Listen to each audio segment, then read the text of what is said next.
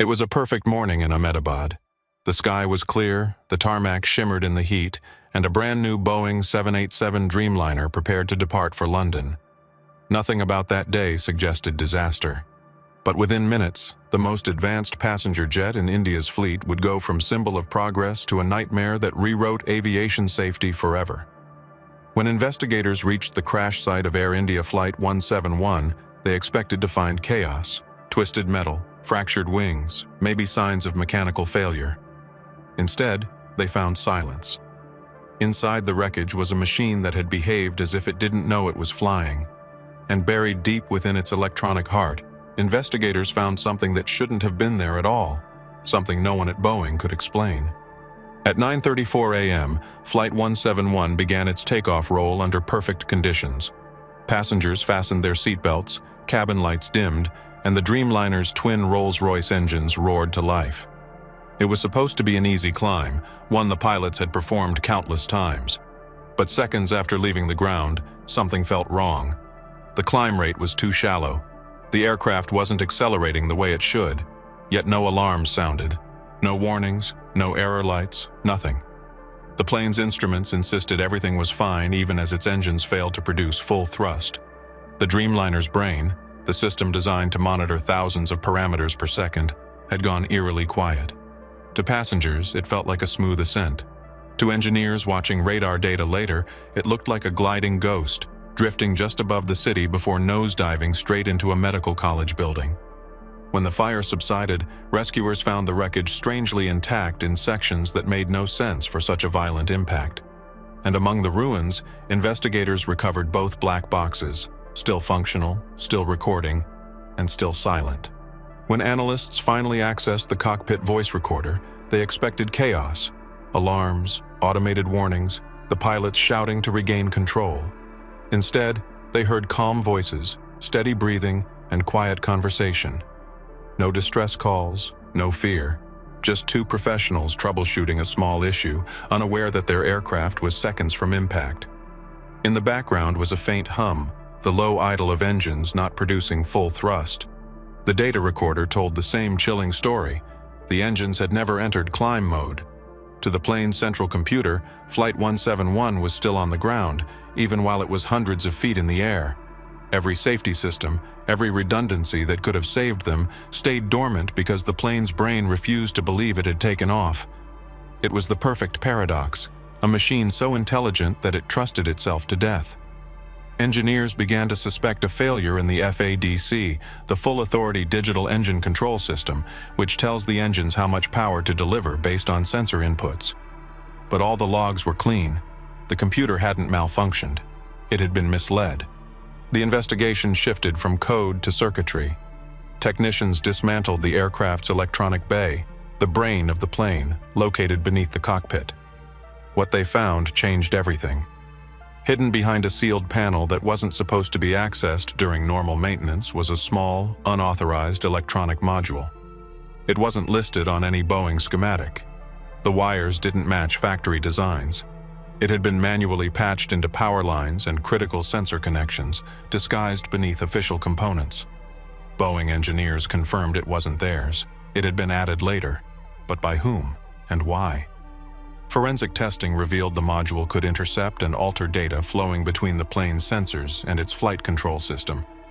In theory, it could make the aircraft's computers believe it was still on the ground even after takeoff, disabling crucial safety responses. The device showed signs of age, dust, corrosion, wear, meaning it had been there for months, maybe years. Investigators realized with horror that this wasn't an isolated defect. It was a deliberate addition. The discovery sent shockwaves through the aviation world.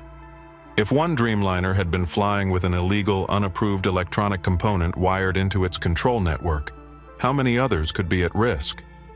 Boeing immediately dispatched emergency advisories to all 787 operators worldwide. Airlines began grounding planes, tearing open avionics bays that hadn't been touched since assembly. Maintenance crews uncovered inconsistencies, missing documentation, mismatched wiring signatures, and even software versions that didn't align with official updates. Regulators like the FAA and EASA launched full-scale audits, demanding every 787 in service undergo inspection. The results were terrifying. Several aircraft showed signs of unrecorded modifications, minor but unauthorized, potentially the result of third-party maintenance contractors cutting corners or tampering with systems they didn't fully understand. The revelation shook public confidence. Bookings on Dreamliners dropped overnight. News outlets ran endless headlines questioning whether the most advanced airliner ever built had become a digital vulnerability flying at 35,000 feet. Boeing's pride had become its nightmare. But what came next would turn fear into disbelief. When investigators traced the module's origin, the serial code didn't lead to any manufacturer on Earth's aerospace registry. It led to a blank, a company that, according to global databases, had never existed. When investigators traced the module's serial number through Boeing's global supplier database, they expected a routine explanation, perhaps a subcontractor error or a mislabeled part. Instead, the trail led to a digital dead end. The code corresponded to a manufacturer that didn't exist. No facility, no tax record, no registration. Yet somehow, the component had an official label, identical to Boeing's proprietary coding system. It was as if someone inside the production chain had the power to create ghost parts indistinguishable from legitimate ones. To verify its origin, forensic teams conducted isotopic analysis on the metal casing and solder joints. The results were baffling. The alloys didn't match any Boeing-certified supplier. They were denser, coated with a rare nickel-tungsten composite used only in military avionics. Someone had not only built this component in secret, they had engineered it to survive extreme conditions, far beyond what commercial aircraft would ever face. Behind closed doors, a joint task force was formed, bringing together Indian intelligence, Interpol, and U.S. aviation authorities. Their first priority was simple: find out who made this part and how it found its way into a passenger jet. Within weeks, patterns began to surface. Maintenance records from other aircraft, Air India, Qatar Airways, and even a few European carriers showed subtle inconsistencies in their digital logs. Small timing anomalies, missing lines of code, voltage spikes recorded milliseconds before takeoff. Engineers compared the data and realized something chilling. The anomalies all followed the same algorithmic fingerprint. Each instance pointed to a hidden line of code embedded deep within the flight computer's software architecture, a line that shouldn't exist. In theory, this code could allow an external source to override data inputs, remotely altering how the aircraft interpreted altitude, thrust, or even autopilot behavior. Yet no one could find the origin of the update. Boeing denied any record of patch releases during those intervals. The FAA confirmed their servers showed no access logs. It was as though the updates had been inserted through invisible hands, bypassing every level of verification. When investigators analyzed network access patterns across airline servers, they discovered an identical IP signature, a digital phantom that connected back to a single point in Northern Europe. The address was registered under a shell company named Aerosyn Data Systems, another firm that didn't exist. Just when the case seemed to hit another dead end, a former avionics technician from a maintenance subcontractor in Frankfurt contacted investigators anonymously. Using an encrypted channel, he claimed that several years earlier, he had been instructed to install diagnostic modules during a software calibration session for Dreamliner fleets. The devices looked like standard monitoring units, he said, plug-and-play boxes that connected directly into the aircraft's data bus. He had questioned their purpose, but was told they were part of an experimental system for predictive maintenance. Only later did he notice that after each installation, the module uploaded data not to Boeing or Air India, but to an external cloud address unrelated to either company. When he raised concerns, he was reassigned, then dismissed. Investigators cross-checked his claim with archived maintenance logs. The dates matched. Each of those aircraft had later reported brief, unexplained system resets during flight. The whistleblower's testimony confirmed what many feared. These diagnostic modules weren't designed for maintenance. They were surveillance devices, capable of copying and transmitting live flight data in real time outside the airline's control. Someone, somewhere, had been watching from the start, As the investigation widened, evidence began to surface that the mysterious modules weren't unique to commercial aviation. Defense analysts found nearly identical circuitry patterns embedded within military reconnaissance drones, satellite relay systems, and even naval communication grids. The design was too sophisticated for corporate espionage. It hinted at a global program, one operating far beyond civilian oversight. When engineers reconstructed the flight data from AI-171's final minutes, they noticed a disturbing phenomenon. Milliseconds before the crash, the unauthorized module emitted a burst of high-frequency data toward an external satellite channel. That transmission coincided precisely with the moment the plane's systems misread its altitude and engine status. In other words, the interference wasn't accidental, it was triggered. But by whom? And for what reason? Intelligence officials speculated that the module was part of a classified monitoring system, possibly an AI-based network designed to harvest real-time flight analytics from across the globe. But others suspected something darker, that it was a remote override system, an experimental failsafe that malfunctioned catastrophically. The truth, however, lay in one final discovery. A recovered circuit board from the wreckage contained a hidden identifier etched in microscopic code. When magnified, it revealed just 2 words that sent chills through every investigator in the room: Project Deep Skies. The discovery of the words Project Deep Skies was supposed to bring clarity. Instead, it opened a door to a world no one was meant to see. As intelligence agencies pulled classified documents and subpoenaed records across Europe and Asia, a picture began to form, fragmented, terrifying, and almost impossible to believe. Project Deep Skies wasn't a myth.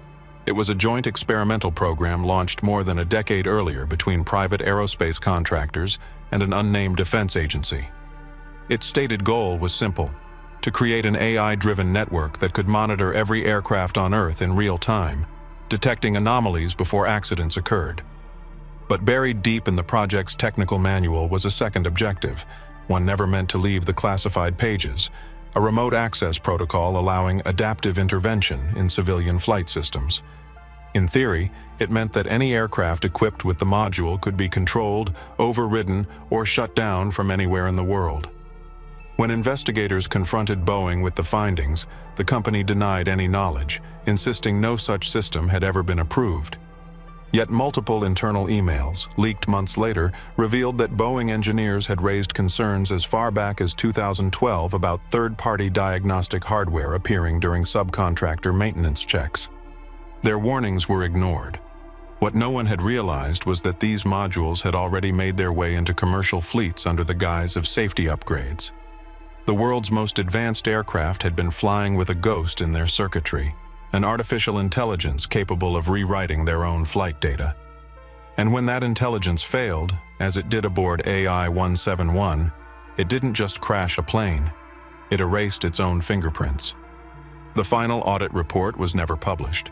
Insiders claimed the recovered data showed a deliberate transmission seconds before impact, one final signal sent to an unknown satellite network over the Indian Ocean.